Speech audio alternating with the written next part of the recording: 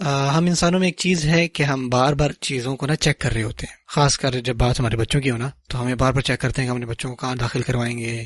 لیکن آخر میں بات یہیں پہ آ جاتی ہے کہ اللہ تعالیٰ ہمیں یہ بات نہیں بتا رہے کہ اس زندگی میں آپ کے ساتھ فیوچر یا مستقبل میں کیا ہونے والا ہے. ہم نے اپنی طرف سے بیسٹ کرنا ہے، لیکن آخر میں جو بھی ہم قدم اٹھاتے ہیں یہ سب کا سب اللہ تعالیٰ پر ہمارا توکل ہے. ہم صرف اور صرف اللہ تعالیٰ پر ہی بھروسہ کرتے ہیں، کیونکہ ہو سکتا ہے کہ آپ کے پاس دنیا کا سب سے بہترین پلان ہو لیکن چیزیں پھر بھی ویسی نہ ہو جیسے آپ نے سوچی ہوں، یا بعض اوقات آپ نے کوئی بھی پلان نہیں بنایا تھا لیکن ساری چیزیں جو ہیں وہ صحیح صحیح ہوتی جا رہی ہیں. یہ بھی ہوتا ہے اور یہ ہوا ہے.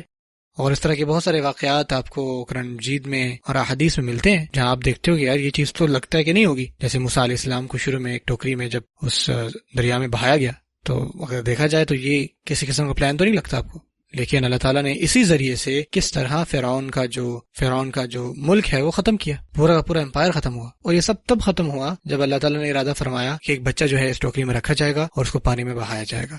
اللہ تعالیٰ کے اپنے طریقے ہیں جس طرح سے وہ چیزیں فرماتے ہیں. لیکن اس کی منفی سائیڈ اگر ہم دیکھیں تو اس طرح کے بھی لوگ ہیں، اور اکثر یہ والدین سوال کر رہے ہوتے ہیں، ہمیشہ ہی پریشان ہوتے ہیں کہ وہ اپنی جو اولاد ہے ان کو صحیح سے تربیت کرنا چاہتے ہیں، ان کو ساری چیزیں صحیح سے پتہ ہونی چاہیے. ہم نے میک شور کرنا ہے کہ یہ اچھے مسلمان بنے، ہمیں ان کو بتانا نہ پڑے. اور بہت ساری چیزیں آپ سنتے ہو کہ یار وہ فلانے کے بچے کے ساتھ کیا ہوا اور وہ خراب ہو گیا. اور پھر آپ کو ایسے بھی لوگ ملتے ہیں جو کہیں پہ ملے تو کہتے ہیں یار ہم نہیں چاہتے کہ ہمارے بچے بھی وہ زبیر صاحب کے بچوں کے جیسے ہو جائیں. اس طرح کی باتیں سننے کو ملتی ہیں، سنتے ہیں اکثر عید پہ یا اکثر گیدرنگز پہ. یہ بات جو میں آپ کے ساتھ شیئر کرنا چاہتا ہوں یہ ہے کہ ایک طرف آپ دیکھتے ہیں کہ بچے جو ہے وہ اتنے اچھے نکلتے ہیں at the end of a day, جبکہ ان کے پاس کوئی پیرنٹل فگر بھی نہیں ہوتا. جیسے آپ یوسف علیہ السلام کا قصہ اٹھا کر دیکھیں، جب وہ چھوٹے بچے تھے تبھی ان کو اغوا کر لیا گیا تو ان کے پاس کوئی والد یا والدہ نہیں تھی ان کو ہر قدم پہ بات بتانے والی جن کو وہ دیکھتے اور سیکھتے. لیکن ان کی بچپنے میں یعقوب علیہ السلام نے ان کو چیزیں بتائی تھی کہ وہ اپنی جوانی اور اپنی زندگی کے آخر تک ان کے ساتھ جڑے رہے. یعنی آپ سوچیں کہ جو آخری اسلامک ایجوکیشن ان کو ملی ہوگی، آخری درس جو انہوں نے اسلام کے حوالے کچھ سنا ہوگا نا، وہ تب بھی تھی جب وہ چھوٹے بچے تھے، اور صرف اسی کے بلبوتے پر انہوں نے اپنی پوری زندگی گزاری. اور جب ان کی جوانی میں ان کو ایک عورت نے اپنی طرف مائل کرنے کی کوشش کی نا، جو باتیں ان کے والد نے ان کو سمجھائی تھی ان پر عمل کیا. اور یہ ایسا نہیں تھا کہ وہ کوئی درس لے رہے ہوں کہیں سے اسلامی، ایسا نہیں تھا.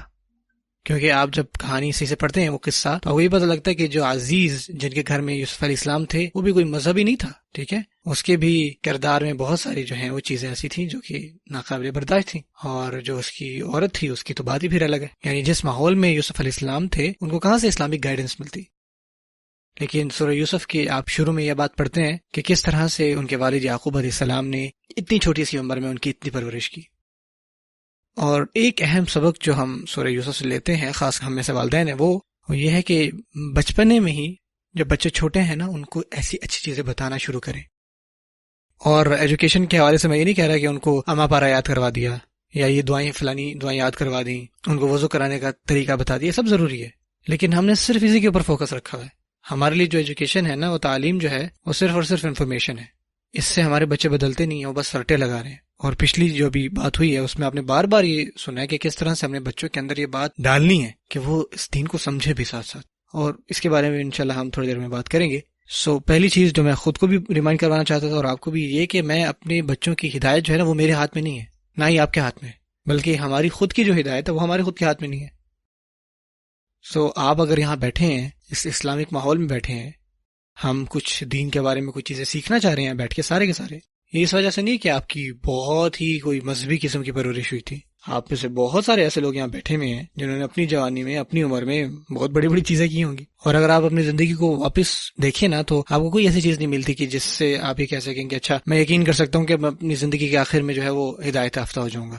یہ تو اللہ تعالیٰ کی طرف سے تحفہ ہے جو اللہ تعالیٰ نے آپ کو دیا. ہم سب کو اس چیز کا شکر ادا کرنا چاہیے، لیکن اس سب کے ساتھ ساتھ ہمیں اپنی طرف سے جو ہماری کوششیں ہیں نا وہ جاری رکھنی ہے.